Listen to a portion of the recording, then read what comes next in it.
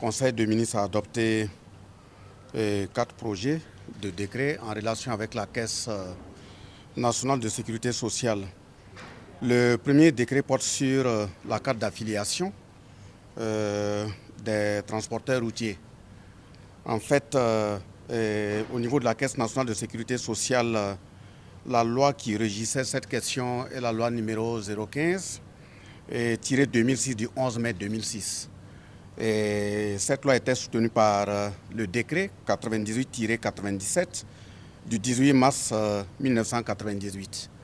Et justement, étant donné que cette loi 015 a été relue en loi 004 du 6 avril 2021, il fallait revoir le contenu d'un décret qui devait être en adéquation justement avec la nouvelle loi. Et donc il y a eu 2 dispositions essentielles qui ont été prises en compte au niveau de ce nouveau décret. Le premier, c'est le changement du nom. Et avant, c'était appelé carte de transport. Et cette fois-ci, ça sera carte d'affiliation des transporteurs routiers. Et la deuxième préoccupation qui a été également prise en compte, en plus du nom de la carte, c'est la titularisation des agents qui sont assermentés à faire le contrôle. Et avant, c'était seulement les agents au niveau de la sécurité. Aujourd'hui, il y a des agents assermentés au niveau de la CNSS qui sont à mesure également d'assurer le contrôle.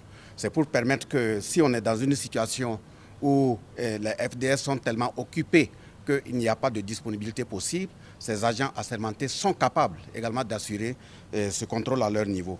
Le deuxième décret qui a été adopté porte sur le taux d'appel à cotisation. Et vous savez très bien que le taux d'appel fixé à 600 000 francs CFA par cotisation et par travailleur peut passer aujourd'hui à 800 000 francs comme taux de cotisation.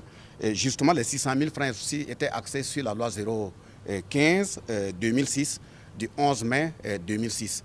Avec la relecture où on a abouti à la loi 004-2021 du 6 avril 2021 qui va maintenant consacrer cet appel à cotisation, c'est de voir au niveau de ces branches de cotisation ne pas laisser la branche vieillesse là déficitaire. Parce que ces coûts de cotisation, on a remarqué que la branche portée sur la gestion de la vieillesse a des difficultés et la CNSS n'a pas la possibilité de faire efficacement face à cette préoccupation. Donc il fallait revoir les coûts de cotisation de sorte à ne pas laisser l'élément peser sur le patronat. Ça veut dire les taux globaux recensés qui étaient de 16% marqués dans la loi 015 sont restés toujours à 16% au niveau de la loi 004. Ce qui, on peut remarquer tout simplement qu'au niveau de ces branches, il y a eu une réarticulation pour pouvoir s'adapter à la nouvelle donne. Et cette réarticulation va faire varier la branche pension qui était cotisée autour de 5,5%. Désormais, va passer avec la nouvelle loi à 8,5%.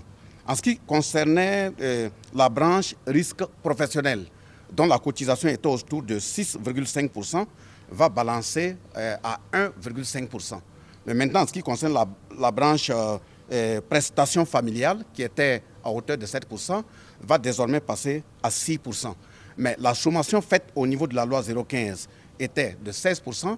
Cette même sommation reste à 16% dans la nouvelle loi 004. Donc, il a fallu prendre ce décret pour marquer de façon très formelle ces variations de cotisation qui vont permettre à la CNSS de mieux faire face à la préoccupation qui est la gestion de la branche vieillesse.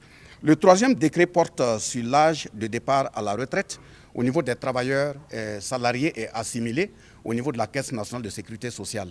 Bon, ce décret, il n'y a pas de changement fondamental dans son contenu, étant donné que la loi 015 n'existe plus, étant donné qu'elle est maintenant remplacée par la loi 004, il serait anachronique de maintenir l'ancien décret qui était le décret 2005-024 du 31 janvier 2005 qui était adossé à la loi 015. Dès lors qu'on passe à une nouvelle loi qui est la 004, il fallait prendre maintenant un nouveau décret qui sera maintenant annexé à la loi 004. Donc la fixation de l'âge de départ à la retraite ne change pas. Dans le fond, c'est tout simplement l'articulation textuelle pour pouvoir s'adapter à la nouvelle donne. Le dernier décret, donc le quatrième, porte sur la définition des sanctions des contraventions au niveau des patronats, dans la mesure où vous savez très bien la préparation de la retraite d'un travailleur. Il ne faudrait pas qu'on laisse les travailleurs pendant la période de retraite dans des zones de turbulence. Alors, et il y a des patrons également, si on ne veille pas très bien, il y a certains qui sont à jour du reversement des cotisations, mais il y a certains aussi qui peuvent prélever les cotisations et ne pas les reverser, ou d'autres même ne les prélèvent pas du tout. Donc il faut prévoir au niveau de la loi 004, à son article 138, il a été prévu de prévoir des sanctions au cas où au niveau du travailleur, il y a le prélèvement de ses cotisations et puis si celles-ci ne sont pas reversées, aussi il y a un patron qui se retrouve à n'est pas du tout reversé parce qu'il ne l'a pas prélevé. Donc ce décret confère tout simplement la possibilité de mettre en pratique des contraventions qui sont prévues, des sanctions qui sont prévues pour relever le niveau de civisme et de responsabilité dans la gestion des carrières des travailleurs. L'ensemble de ces textes qui ont été pris aujourd'hui auront pour date d'effet le 30 août 2022. On va dire que certainement la date est passée, mais ce 30 août 2022 est lié au fait que la commission consultative du travail qui a travaillé en amont sur l'ensemble de ces textes, commission qui est tripartite, composée par la Direction générale du travail, représentant l'État, l'unité d'action syndicale, représentant le mouvement syndical, et le Conseil national du patronat burkinabé, représentant le patronat, ont déjà travaillé sur ces documents et ils avaient donné un délai d'1 an de mise en œuvre. Et ce délai a été échu en avril 2022 passé. Donc de ce point de vue, en venant prendre ces textes, il faut se référer à la date qui avait été proposée pour la mise en œuvre. Et surtout qu'il y a un 5e texte qui n'apparaît pas ici, mais ça c'est un arrêté. L'arrêté ne vient pas en Conseil des ministres. Lui, il a été déjà signé le 30 août 2022. Donc pour ne pas créer des difficultés d'application, il est sied qu'on ramène le temps de mise en œuvre, de rentrer en vigueur de l'ensemble de ces 4 décrets-là à la date de signature de l'arrêté qui a été faite le 30 août 2022.